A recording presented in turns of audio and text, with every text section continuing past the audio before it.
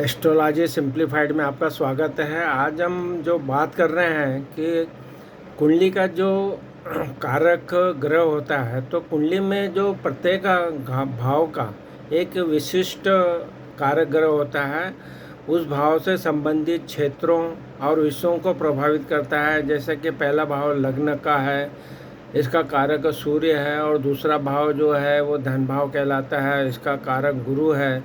इसी तरह अन्य भावों के बारे में भी हम बात करेंगे। तो यहाँ कुंडली के जो 12 भाव हैं, उनके जो कारतत्व है, जैसे पहले भाव का कारक ग्रह सूर्य है, दूसरे का गुरु, तीसरे का मंगल, चौथे का चंद्रमा, पांचवें का गुरु, छठे का केतु, सातवें का शुक्र, आठवें का जो शनि मंगल है, और नौवें भाव का गुरु, 10वें भाव का शनि, 11वें भाव का गुरु, 12वें भाव का राहु। अब हम विस्तार में बात करें तो जो पहला भाव है वो आपका लग्न कहलाता है, व्यक्तित्व कहलाता है। तो इस भाव से हम क्या क्या देखते हैं? इस भाव से हम अपने व्यक्ति के जो व्यक्तित्व को देखा जाता है, उसकी क्या पहचान है उसको देखते हैं, जीवन का उद्देश्य को दर्शाता है। और इसका कारक ग्रह अब सूर्य हो गया है। तो दूसरा भाव जो है वो धन भाव कहलाता है। और ये यहाँ दूसरे भाव से हम क्या क्या देखते हैं? दूसरे भाव से हम देखते हैं धन को, संपत्ति को, परिवार, वाणी से संबंधित, और इसका कारक ग्रह गुरु हो गया है। तीसरा भाव भाई बहन का है और साहस का है। तो ये भाव जो भाई बहनों और साहस और संचार से संबंधित है, इसका कारक ग्रह मंगल है। चौथा भाव जो है माता का घर कहलाता है, और ये भाव का जो कारक ग्रह है वो चंद्रमा है। तो यहाँ पे हम क्या देखते हैं? इस भाव से हम माता, घर, भूमि और सुख को देखा जाता है। ऐसे पांचवा भाव शिक्षा का भाव कहलाता है, संतान का भाव कहलाता है। तो ये भाव संतान, शिक्षा और रचनात्मक जो कार्य करते हैं उसके बारे में बताता है। तो इसका कारक ग्रह गुरु है। छठा भाव जो है यह रोग, ऋण, शत्रु को दर्शाता है। यह भाव रोग, शत्रु और नौकरी से संबंधित है। इसका कारक ग्रह केतु है। सातवां भाव जो है विवाह का है, साझेदारी का है। तो इस भाव से साझेदारी और संबंधों से संबंधित, और इसके कारक ग्रह हो गए शुक्र। आठवां भाव जो है मृत्यु, आयु का भाव कहलाता है। और यहाँ पे हम मृत्यु, आयु और जो परिवर्तन हमारे जीवन में होते हैं उससे संबंधित देखते हैं। तो इसका कारक ग्रह शनि और मंगल है। नौवां भाव जो है ये भाग्य भाव कहलाता है, और यहाँ धर्म, भाग्य, उच्च शिक्षा का से संबंध रखता है। तो इसका कारक ग्रह गुरु है।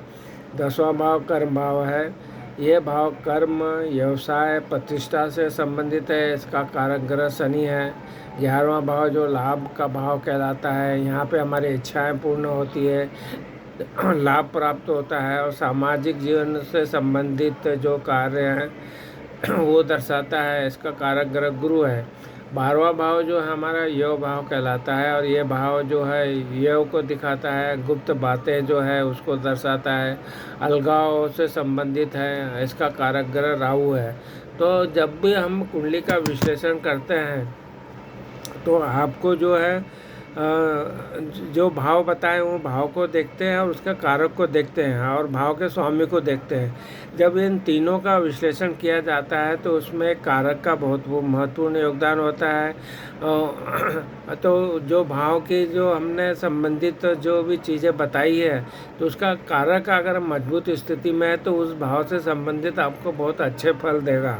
तो ये आज जो बात कही कि हर एक भाव में से जो संबंध हमने बताए हैं, उन चीज़ों को अगर आप कुंडली में विश्लेषण कर रहे हैं तो आपको कारक को भी देखना जरूरी है कि वो कारक की स्थिति कैसी है कुंडली में।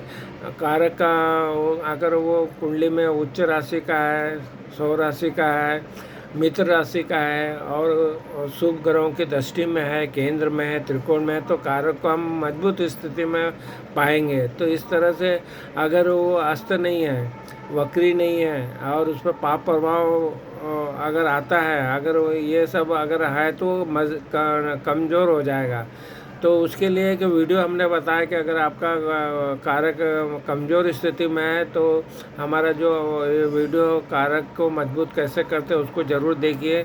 उससे आपको पता चलेगा कि किस तरह से उस भाव से संबंधित अच्छे फल लेने के लिए उस कारक को हम किस तरह से मजबूत कर सकते हैं। तो वो वीडियो भी आप ज़रूर देखिए।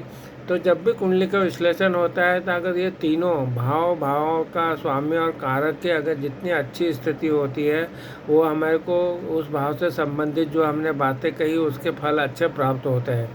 परंतु अगर भाव से स्वामी भी अच्छी स्थिति में पर कारक की स्थिति कमज़ोर है, तो हमको जो विशिष्ट फल जो उस भाव से मिलना चाहिए जो हमने बताए हैं वो फल आपको नहीं प्राप्त होंगे।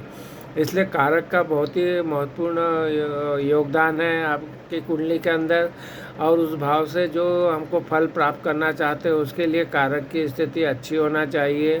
और वो आपकी कुंडली में मजबूत स्थिति में जैसा बताया कि कैसा मजबूत होता है और कैसा कमज़ोर होता है, वो स्थितियों को आपको एनालाइज करना है और उसके अनुसार आपको उस भाव से संबंधित फल के बारे में बताना चाहिए। इसके साथ साथ में आपको दशाएं, महादशाएं, गोचर का भी अध्ययन करना चाहिए, जिससे कि उस भाव से संबंधित अच्छे फल की पूरी व्याख्या की जा सकती है और विश्लेषण किया जा सकता है। इन सब चीज़ों को आपको ज़रूर देखना चाहिए, और जो भी आपको विचार कर रहे हैं तो उसको एक कुंडली का विश्लेषण एक अच्छे ज्योतिषी से ज़रूर करवाइए, जिससे कि आपको उसका सही अंदाज़ा लगा सके और उसके हिसाब से उसको कारक को मजबूत कैसा करना है और उसका वो आपको उपाय बता सकेगा। जो उपाय बताए उनको आपको अपने उसमें अपनाना पड़ेगा उस भाव के अच्छे फल प्राप्त करने के लिए। तो ये सब बातें बताइए हमने आपको। अगर वीडियो पसंद आ रहे हैं तो हमारी जो चैनल एस्ट्रोलॉजी सिंप्लीफाइड पे वीडियो बने हुए हैं, जिसमें कि आपको ज्योतिषी एस्ट्रोलॉजी से संबंध है, न्यूमरोलॉजी, वास्तु और आपको मोटिवेशनल वीडियो भी वहाँ पे उपलब्ध है। उन सब का आप अगर लाभ उठाना चाहते हैं तो हमारे चैनल को ज़रूर सब्सक्राइब कीजिए, जिससे कि आपको हमारे वीडियो आपको प्राप्त हों। बेल आइकन को भी आप दबाइए, तो जब भी हम अपलोड करें तो आपको इमीडिएटली वो प्राप्त होंगे। तो इस तरह से आपने अगर हमारे वीडियो को अगर पसंद कर रहे हैं तो ज़रूर इसको चैनल को सब्सक्राइब कीजिए और उसको शेयर भी कीजिए। आपने हमारे चैनल को सब्सक्राइब किया, वीडियो को लाइक किया, शेयर किया, इसके लिए आपका बहुत बहुत धन्यवाद।